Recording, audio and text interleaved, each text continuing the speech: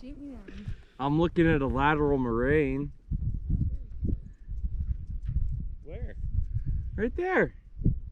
I can't raise like above shoulder height, so that way. Oh. Wait, I thought someone said there's a talus slope over there. Well, there is. There's also a lateral moraine because there's a flat spot. Oh man, this was also a really good one last time we were here. Huh. Yeah. So if you guys make your observations, then we'll raise our hands. Who thinks it's a talus slope, or if there's even a moraine over there at all? Well, the talus slope can be covering it. Really? Am I thinking of a different? Yes, I think you are. Temporally, right? If the moraine was there first and then a bunch of talus fell on top of it, is the moraine still there? Yeah. Yeah. Did a tree fall in the woods and you didn't Make hear sound? Yeah. it? Big sound? Oh, Yeah. important question. Related to that. Yeah. A much more important question. No, this is important. Listen, everybody. Does a glacier make sound crashing through rocks if there's no movement? Or is it slow Yes. enough though? Is it slow enough?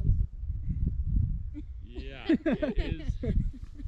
Depending on where you are, depending on how fast it's moving.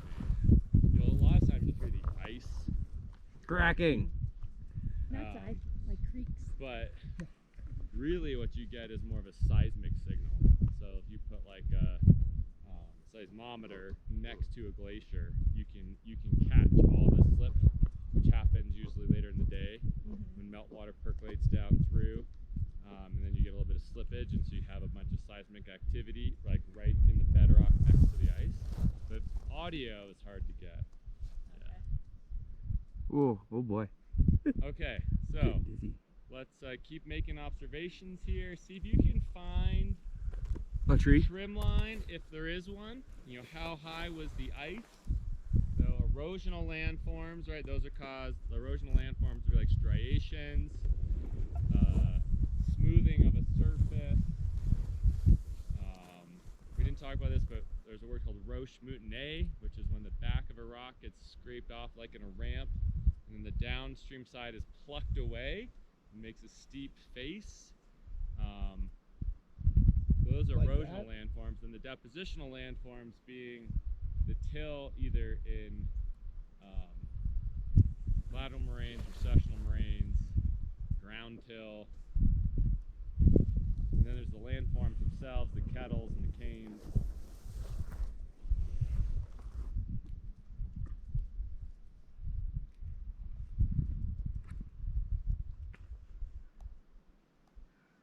Is that recording over there, Dylan? Mm-hmm. Awesome. Do you think it can hear me over there? I don't know, probably. Okay.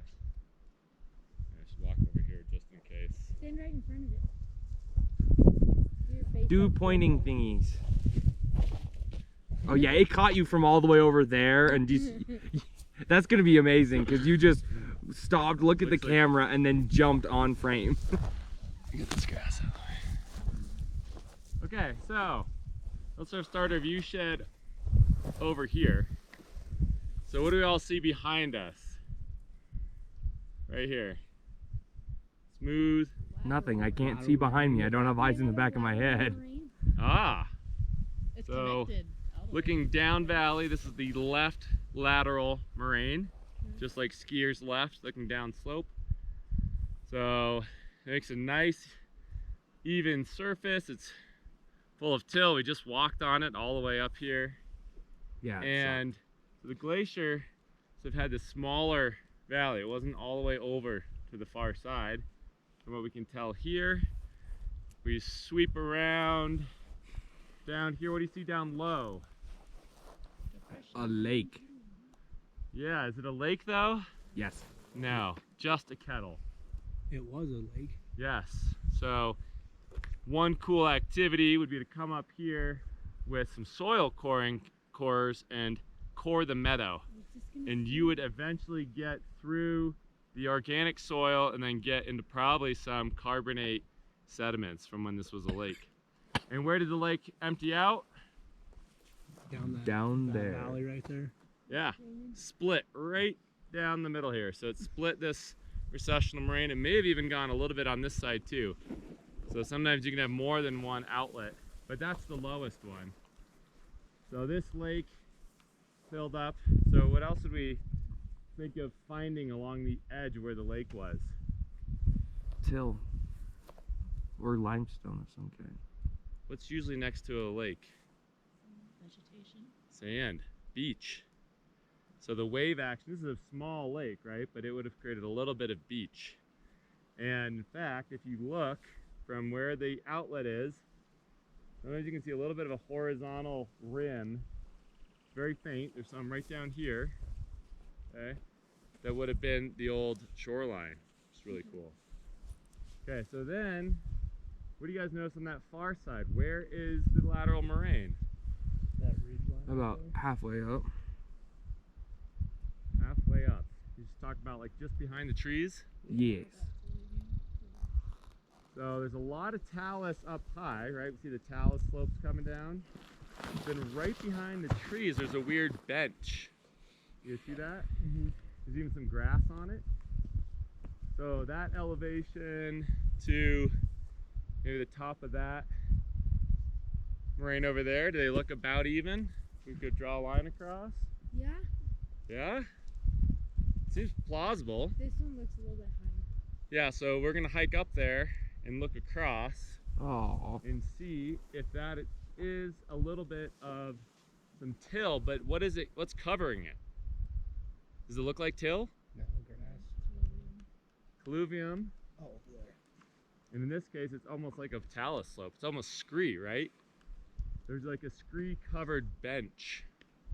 So all that scree has fallen down on top of the moraine, the right lateral moraine, right? And it makes sense because look how high it is over there. That's sort of like the recessional moraine. So what's really cool is as climate was changing, all right, the glacier was stable down at the lake and it made that nice recessional moraine. But after that, did you see any recessional moraines? Mm-mm. We drove through the outwash, and then this is the next big moraine that we hit. So this thing used to come out of the valley, made a hard right in front of the mountain range, and then it posted up here. And what's blocking it from getting melted? Cliff. That cliff, right? That's a north aspect, right? So the glacier down here is not going to see as much sun as out there down in the valley, okay? So it posted up here for a while. And that was a big moraine that we just hiked up, right? Yes. Anyone huffing and puffing? Probably about 100 feet, 200 feet. Oh, give or don't take? worry. I Don't have they it. know that we were huffing and puffing? 148 feet elevation gain, but I accidentally turned this on like probably. I turned this on after the first steep climb. Okay, so maybe 200 feet. So this thing built up for a long time and was stable here, building this massive pile of till. Okay, so something else to notice is, what do you see up on top of this steep cliff? Another bench of some kind. Yeah, another bench. And That it looks like a landslide from the top. what? Yeah. Why do you have to spoil it? Sorry, was I not supposed to say that? I don't know, that's some good observations. Thank you. I'm just saying it could be.